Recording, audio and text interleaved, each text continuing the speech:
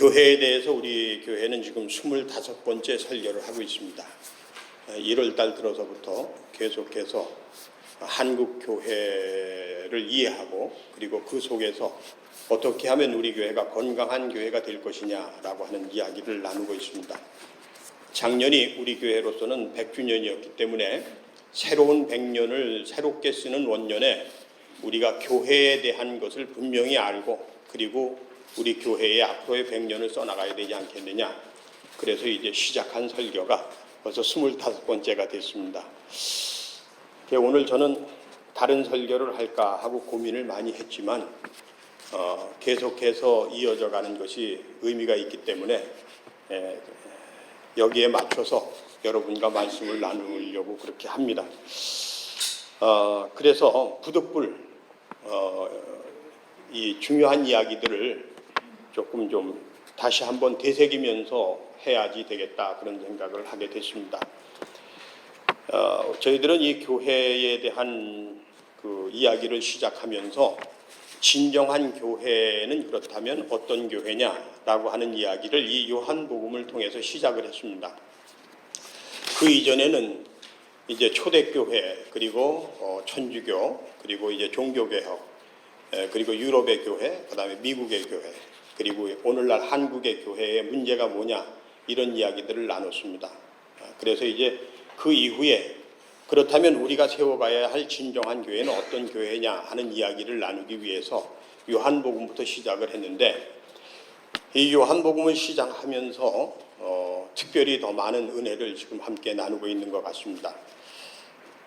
제일 첫 번째로 요한복음 1장을 소개할 때 1장에 있는 말씀이 예수님이 누구냐라고 하는 데에 초점이 맞춰져 있다 하는 이야기를 나눴습니다.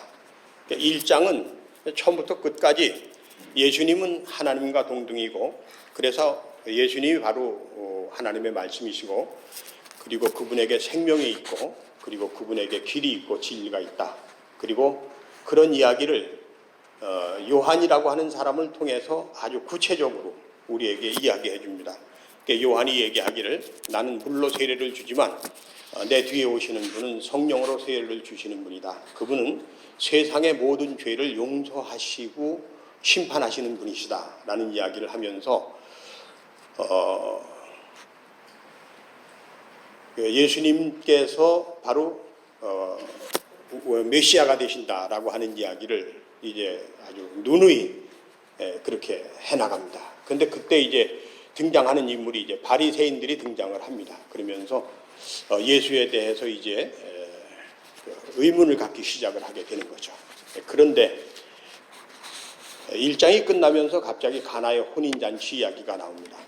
그리고 가나의 혼인잔치 이야기에 이어서 성전에 대한 이야기와 십자가에 대한 이야기가 나옵니다.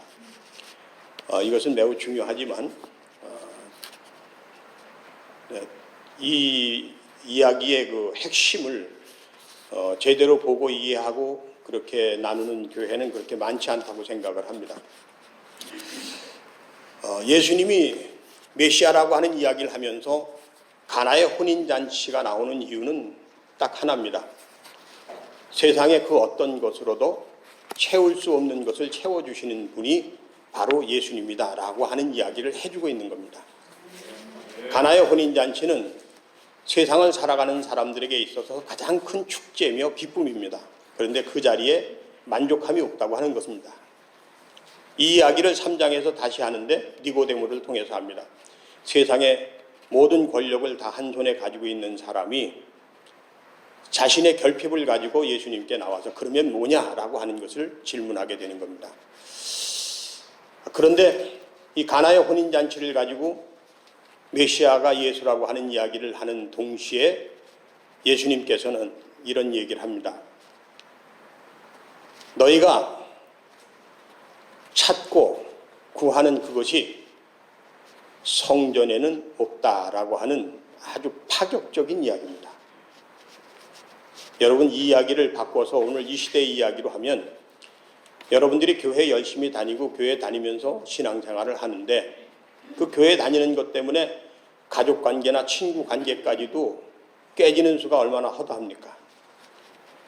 그럼에도 불구하고 그 교회에 희망이 없다면 여러분 그것을 어떻게 받아들일 수가 있겠습니까? 똑같은 이야기입니다. 예수님은 율법화된 정형화된 성전에 희망이 없다는 이야기를 분명하게 하신 겁니다. 그래서 이 성전을 헐어라 라고 얘기하신 겁니다. 그리고 너희가 찾는 인생의 축제 그리고 행복, 그 기쁨, 즐거움, 만족, 이것은 십자가의 길에 있다고 하는 이야기를 하는 겁니다. 내가 사흘 만에 다시 세우리라 라고 하는 이야기입니다. 요한복음은 계속해서 예수님이 메시아인 것을 이야기하는 것입니다. 그리고 우리가 찾고 구해야 할 것이 그분에게 있다는 이야기를 해주고 있는 겁니다. 그래서 이야기는 니고데모의 이야기로 넘어갑니다. 그런데 재미있는 것은 항상 가진 자와 못 가진 자의 이야기, 그것이 우리들의 문제 아니겠습니까? 요즘에 사람들에게 관심이 되게 있는 기생충이라고 하는 영화도 결국은 가진 자와 못 가진 자의 사이에서 일어나는 문제들을 다루지 않았습니까? 그리고 그곳에서 뭔가 우리가 읽기를 원하고 우리의 삶의 지표를 다시 한번 찾아보기를 원하는 그런 감독의 의도가 깔려있는 영화라고 생각합니다. 니고데모 이야기와 함께 등장하는 이야기가 사마리아의 이야기입니다. 수가성의 여인과 사마리아인들입니다. 이들을 통해서 그들이 예수님을 영접하려면 어떻게 해야 되느냐라고 하는 이야기를 해주고 있는 겁니다. 소위 세상에서 남부러울 것이 없는 사람, 그리고 자기가 세상에서 가져야 할 모든 것을 손에 쥐고 있다고 하는 사람들에게 예수님께서 주시는 말씀은 분명합니다. 예수님을 영접하기 위해서는 거듭나야 된다라고 하는 이야기입니다. 지금까지 내가 가지고 있었던 세상적인 가치관을 다 버리고 하나님께서 우리에게 주신 새로운 가치관으로 나를 덧입혀야 되는 것입니다. 반면에 세상 속에서 살아가는데 남의 눈치를 봐야 되고 떳떳하지 못하게 살아가는 사람, 숨어 살 수밖에 없는 사람, 항상 어깨를 내리고 살아갈 수밖에 없는 수가성의 여인과 같은 사람, 이런 사람들에게는 자기에게 나오라고 얘기합니다. 수가성의 여인 이야기 가운데 많은 이야기들이 감동을 주지만 그 이야기 중에서 예수님께서 하시는 말씀 중에 남편을 데리고 오라라는 이야기가 있습니다. 너뿐만이 아니라 남편도 데리고 오라는 겁니다. 5번이나 결혼했지만 남자와 살았지만 행복하지 못했던 여인, 이제 또 다른 남자와 살고 있는 여인입니다. 그리고 그런 여자와 함께 사는 남자의 심정은 또 어떻겠습니까? 그런데 그를 데리고 오라고 얘기합니다. 여인은 나가서 자기의 남편뿐만 아니라 사마리아 사람들을 다 예수님께로 데리고 왔습니다. 그리고 하루 이틀이 아니라 이틀 동안이나 그곳에서 이유하면서 그들과 함께 하나님의 말씀을 나눴습니다. 그곳에 새로운 삶의 지평이 열리는 희망이 있었다고 하는 이야기를 전해주고 있는 것입니다. 그리고 이어서 나오는 이야기가 왕의 신하의 아들에 대한 이야기입니다. 그리고 또 이어서 나오는 이야기가 베데스다 목가에 38년 된 병자의 이야기입니다. 한 사람은 왕의 신하고 한 사람은 물이 동할 때 누구도 자기를 그 물에 넣어줄 수 있는 친구조차 없는 외로운 사람을 이야기하고 있습니다. 마음이 가난한 사람입니다. 더 이상 기댈 곳이 없는 사람입니다. 절벽 위에 선 사람입니다. 그런데 바로 그에게 예수님께서 내 자리를 들고 이러 가라고 얘기합니다. 그리고 그 여인은 고침을 받았습니다. 그리고 나서 이어서 나오는 이야기입니다. 오병이어의 이야기입니다. 너희들이 원하는 것은 떡이라고 하는 것을 분명하게 얘기합니다. 예수님의 기사와 이적 속에 그 떡이 제공되어지는 것을 볼 수가 있습니다. 사람들은 예수님을 따라다니기 시작했고 몰려다니기 시작합니다. 주보에다가 그 이야기를 실었습니다. 사람들이 예수를 따라 몰려오기 시작합니다. 이렇게 얘기가 되어집니다. 그런데 말입니다. 거듭나야 된다고 얘기하고 당당히 어깨를 펴고 나를 찾으라고 얘기하시는 그 주님께서 말입니다. 제발 육의 떡을 구하지 말고 생명의 양식을 구하라고 얘기하고 있는 것이 오병이어의 사건에서 나타나는 교훈입니다. 그런데 지금 우리는 여전히 오병이어의 기적을 우리가 구하고 찾고 두드려서 얻어야 하는 것으로, 얻을 수 있는 것으로 이야기하고 있지는 않습니까? 그리고 우리는 교회에 가서 예배하면서 하나님께서 나에게 그 떡을 좀 더 풍성하게 주셨으면 하는 그 바람을 가지고 있지는 않는지 돌아볼 일입니다. 오늘 우리는 예배를 시작하면서 주의 기도로 기도를 시작했습니다. 주님께서는 어떻게 기도해야 될까요? 라고 묻는 제자들에게 이렇게 말씀하셨습니다. 하나님의 영광을 위하여 살게 해달라고 기도해라. 하나님의 나라가 이 땅에 이루어지기를 기도해라. 더 많은 것이 아니라 아주 작고 보잘것없는 것 같지만 일용할 양식만을 구해라.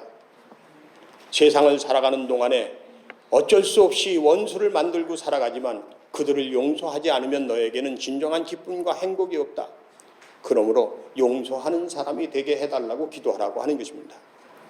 그리고 다시는 그런 것들을 알지 못했던 그 이전의 시대로 돌아가지 않게 해달라고 기도하라고 하는 것이 주의 기도의 내용입니다. 여러분, 그럼에도 불구하고 우리는 여전히 오병이어만을 구하고 있습니다. 예수님께서는 그래서 그들을 피해서 산으로 가셨습니다. 그리고 그 산에서 다시 바다 건너편으로 가셨습니다. 사람들은 그 사라진 예수님을 찾기 시작했습니다. 탐정처럼 이리 갔다 저리 갔다, 이곳에서 저곳에서 예수님을 볼 수 있을까? 그리고 마침내 예수님을 찾아 나섰습니다. 예수님을 만났습니다. 그때 예수님께서 그들에게 하시는 말씀이 26절과 28절에 있는 말씀입니다. 같이 한번 봉독해 보도록 하시겠습니다. 26절과 28절의 이야기입니다. 예수께서 대답하여 이르시되 내가 진실로 전실로 너희에게 이르노니 너희가 나를 찾는 것은 표적을 본 까닭이 아니요 떡을 먹고 배부른 까닭이로다. 썩을 양식을 위하여 일하지 말고 영생하도록 있는 양식을 위하여 하라. 이 양식은 인자가 너희에게 주리니 인자는 아버지 하나님께로서 인친 자신이라 라고 하는 이야기입니다. 여러분, 그런데 어떻습니까? 오늘 한국교회 강단에서는 오병이어의 기적을 믿기로 해서 교인들에게 더 많이 기도하고 더 열심히 봉사하고 더 열심히 교회에 다니고 더 열심히 선교의 열정을 불태우라고 얘기하고 있지는 않습니까?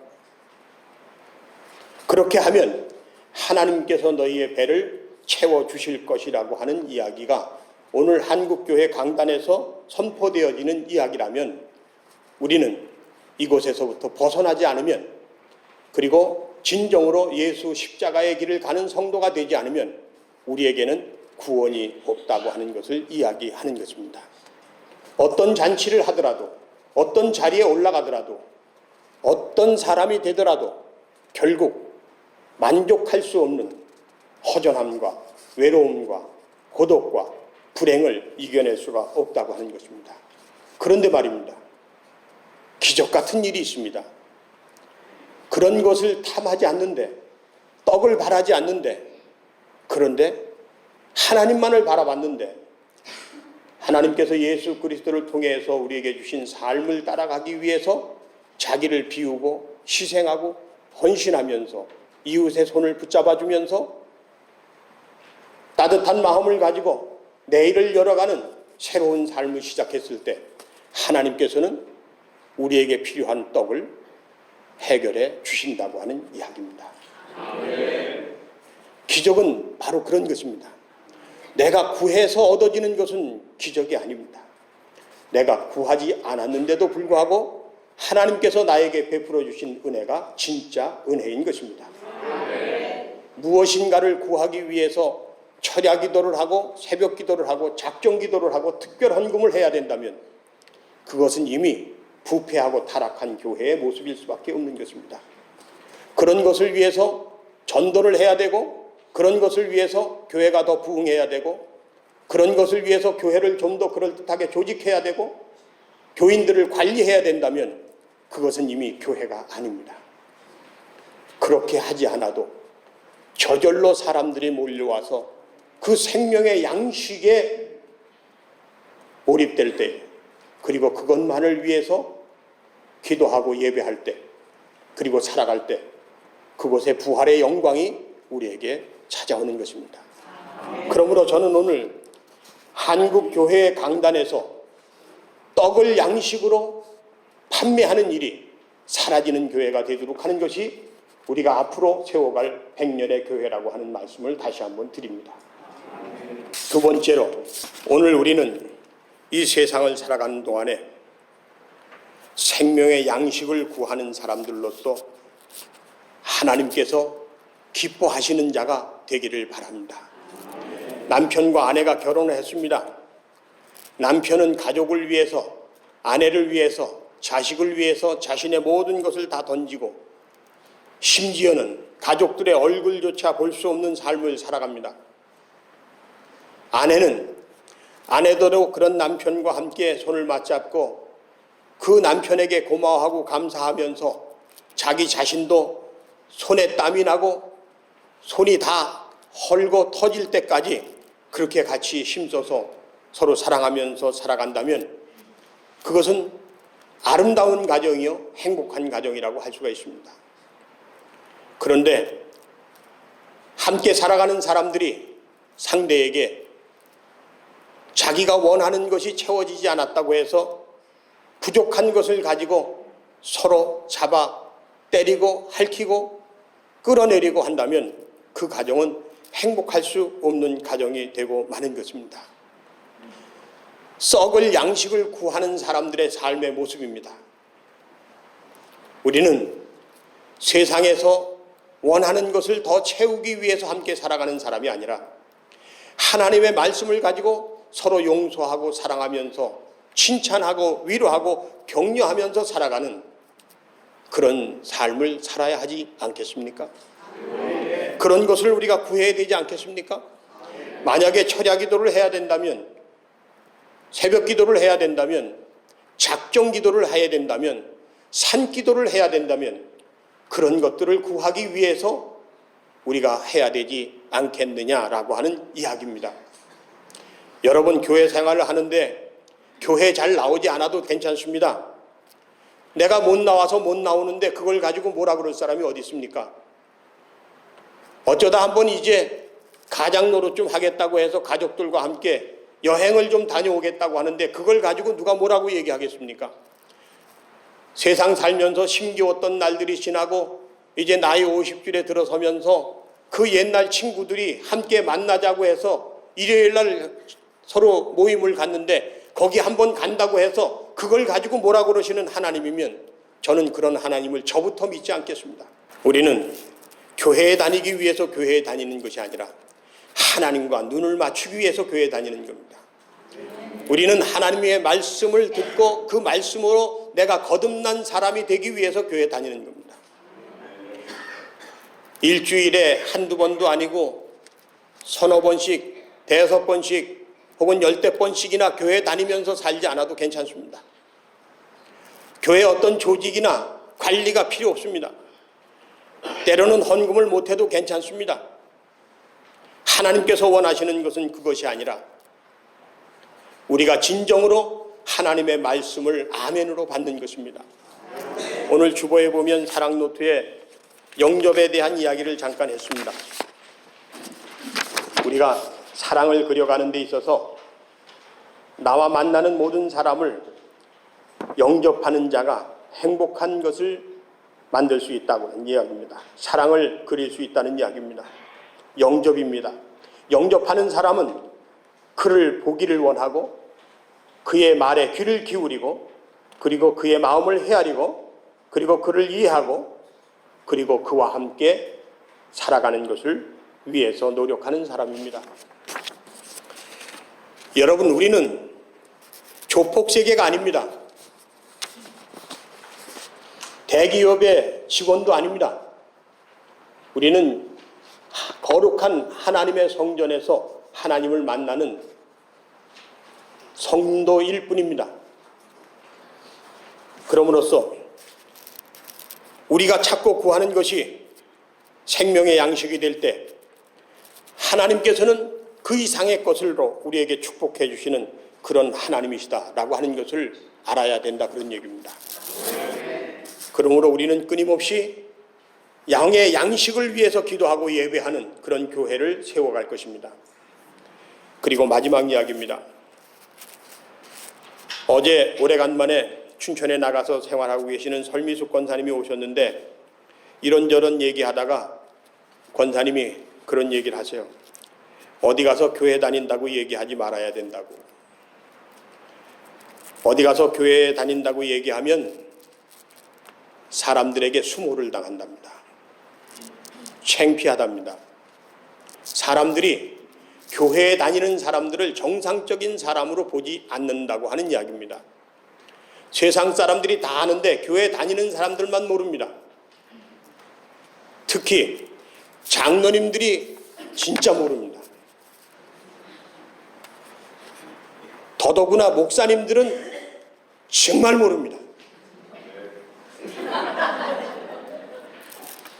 그래서 저는 오늘 여러분들과 함께 하나님 앞에서 100년의 교회를 새로 세워가기 위해서 이거 하나 좀 다짐하고 싶어서 이 말씀을 드립니다. 하나님, 누군가에게 손가락질 받는 교인이 아니라 칭찬받고 존중받는, 존경받는 그런 교인이 되겠습니다. 나하고 함께 일하는 사람들에게 나는 밥을 못 먹어도 그들은 굶기지 않도록 하겠습니다. 나는 세상에서 누릴 것을 누리지 못한다고 할지라도 정말 최선을 다해서 이 나라 민족을 위해서 우리가 사는 이 땅이 하나님의 나라가 되도록 그렇게 힘쓰는 사람이 되겠습니다. 이제 그런 다짐을 우리가 할 때에 우리의 100년이 새롭게 펼쳐질 것이라고 그렇게 확신을 합니다. 여러분 감사합니다. 오늘 기도는 최미순 권사님이십니다. 기도하겠습니다.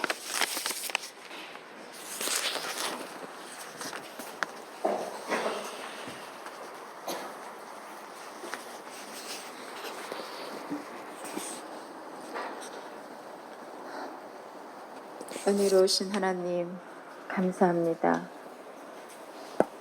오늘은 또한 특별히 더 뜨거운 마음과 더 큰 찬양의 음성이 이 성전에 울려 퍼졌습니다. 하나님 크신 영광 받아 주시옵소서. 오늘 이 시간 신림중앙교회 가족들과 함께 하나님 앞에 하나님의 자녀된 그 이름 하나로 우리가 한 자리에 모였습니다. 하나님 이 시간 주님의 은혜가 이 성전에 가득하게 하시고 우리 마음에 주시는 하나님의 평안의 은혜와 기쁨의 은혜가 우리 가슴 깊숙이 스며들어 주님의 은혜가 풍족한 귀한 시간이 되게 하여 주시옵소서. 주님, 우리를 바라보시는 그 주님, 우리의 지금의 모습은 어떠한지요? 주여, 요즘 세상에 가진 자가 하나님 앞에 자랑할 것이 있겠습니까? 더 많이 배웠다고 하나님 앞에 그 자랑을 늘어놓을 수 있겠습니까? 못 가졌다고, 덜 배웠다고 하나님 앞에 주눅들 이유가 있겠습니까? 우리는 오직 하나님 앞에 겸손 그 하나로 엎드려 간절함으로 하나님의 은혜를 구하며 소망하며 하나님의 바른 자녀가 되는 길로 인도하여 주시옵기를 구할 것밖에 없습니다. 하나님, 이 험한 세상에 우리가 세상을 바라보는 눈은 가졌으나 하나님께서 저만치 서서 이리 오라고 하시는 그 주님을 바라보지 못한다면 무슨 소용이 있겠습니까? 우리가 세상의 소리를 들을 수 있는 귀는 가졌으나 주께서 부르시는 그 음성을 듣지 못한다면 그 무슨 소용이 있겠습니까? 하나님, 우리에게 세상을 보는 눈과 세상의 소리를 들을 귀를 주셨지만 또한 하나님의 주님을 바라볼 수 있는 그 눈 또한 뜨게 하시고 하나님의 음성을 들을 수 있는 마음 또한 항상 열려있게 하여 주시옵소서. 그리하여 오로지 겸손과 진실과 간절함으로 하나님 앞에 엎드려 주님의 자녀된 길을 바로 가기를 소망하며 날마다 주님 앞에 구하며 또한 주님을 바라며 살아갈 수 있는 하나님의 복된 자녀가 되게 하여 주시옵소서. 오늘날 이 나라에 하나님의 이름으로 세워진 성전 많이 있습니다. 그러나 하나님, 정말 하나님의 뜻대로 세우심을 받은지 아닌지, 정말 세상의 많은 유혹 속에 흔들리고 있지는 않는지 하나님 바로잡아 주시옵소서. 하나님, 그 성전이, 주님의 이름으로 세워진 그 성전이 비난받지 않게 하시고, 주님의 핏값으로 선택하여 주시고 택하여 주신 하나님의 자녀들이 하나님 비난받지 않게 하여 주시옵소서. 그러기 위해 주님의 성전이 바로 세워져야 될 것이고 하나님의 자녀가 바로 세워져야 될 것입니다. 주님, 강하신 팔로 붙들어 주시고 강권하여 주시옵소서. 오늘 이 순간 우리의 마음을 헤아려 주시고 갖가지 소망하는 마음으로 하나님 앞에 드린 줄 믿습니다. 우리의 구석구석 주님의 은혜로 충만케 하여 주시옵고 우리의 손잡아 하나님 앞에 이끌어 주시옵소서. 모든 것을 우리 주 예수 그리스도의 이름으로 기도드렸습니다.